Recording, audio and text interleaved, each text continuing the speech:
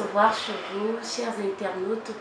Bonjour et bienvenue dans notre émission Vue eschatologique de l'actualité. Avec mon équipe, nous nous sommes rendus aujourd'hui chez le pasteur Ulrich Onganya. Question de savoir un peu plus sur le Covid-19 dans sa phase spirituelle. Bonjour Madame la journaliste, pour l'intérêt que vous avez bien voulu porter à notre personne. Alors, vous avez affirmé que le coronavirus est un signe eschatologique. Alors, peut-on savoir si cela est écrit dans la Bible et dans quel chapitre précisément? Quant à la question de savoir, est-ce que précisément la Bible en a parlé? Mais je crois qu'on va simplement interroger la Bible. Et quand nous lisons par exemple dans Apocalypse chapitre 6, Apocalypse chapitre 6, à partir du verset 7 au verset 8, en effet, Dieu lui, qu'est-ce que Dieu va lui montrer? Il va lui montrer un cheval de couleur verdâtre.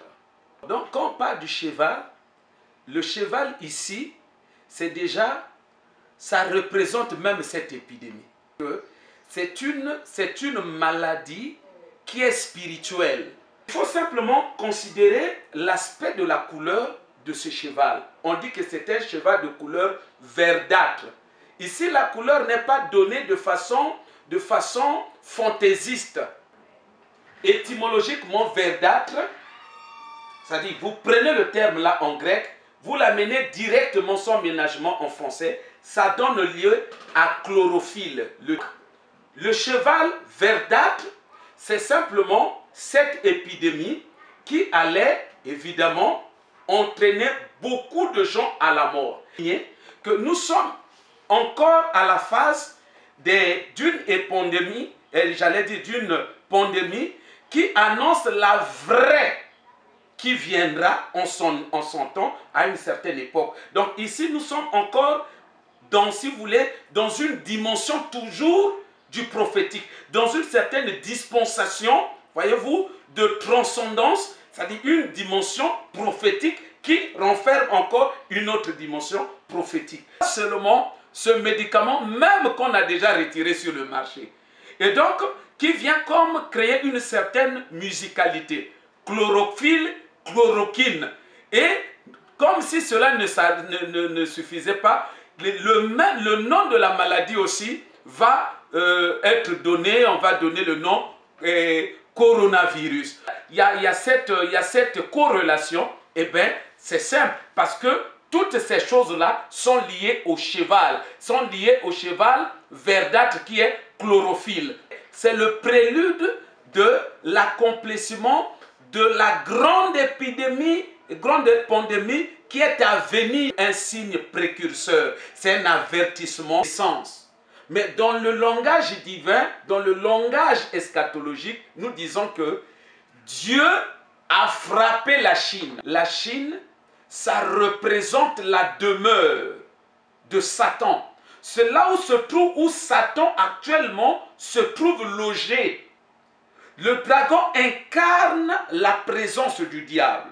Le dragon incarne le règne du diable. Le dragon incarne le ministère du diable. C'est pour dire, quand les Chinois se retrouvent en train de tout faire, et ils ont mis au cœur de leur société, au cœur de leur culture, le diable, par là, il faut comprendre que c'est un peuple qui est voué au diable. À part la Chine qui représente le dragon, c'est-à-dire le siège du trône, le trône de Satan, il y a l'Italie.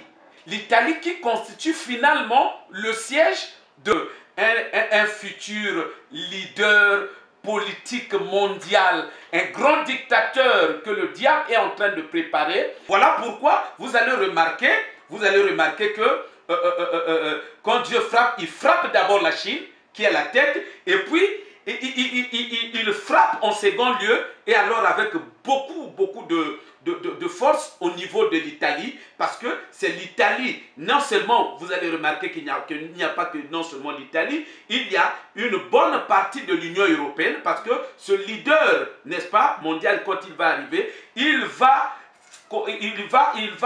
comment on appelle ça, il va constituer un empire. Et cet empire aura pour capitale politique, n'est-ce pas, Rome, et ça va regrouper une bonne partie de l'Union européenne.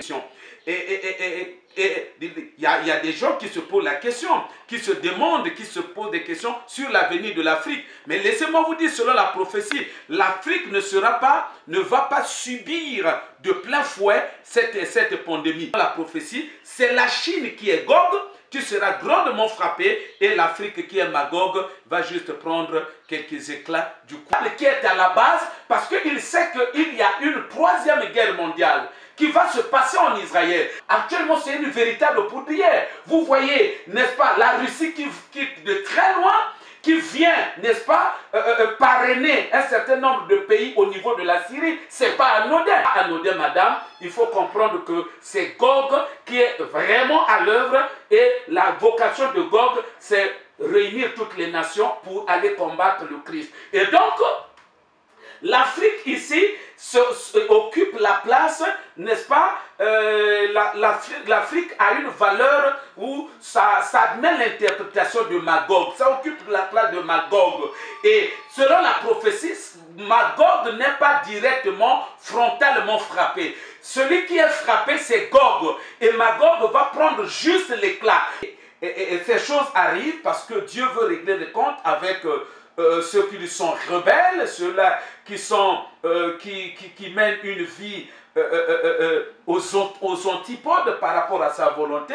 Dieu vient pour régler leurs comptes, Dieu vient pour les châtier pour leur péché, les châtier pour leur orgueil, les châtier pour leur mépris vis-à-vis de lui, les châtier pour leur rébellion, les châtier pour, n'est-ce pas, leur idolâtrie, les châtier pour leur position d'athéisme. Dieu vient pour montrer aux hommes qu'il est Dieu. Merci de votre aimable attention. Nous vous rappelons que nous avons été reçus aujourd'hui par le pasteur Oberuch Angana, visionnaire de l'église ministère du temps des apôtres. Un grand merci à notre réalisateur Gaël ici. N'oubliez pas de vous abonner sur notre chaîne YouTube Meta TV.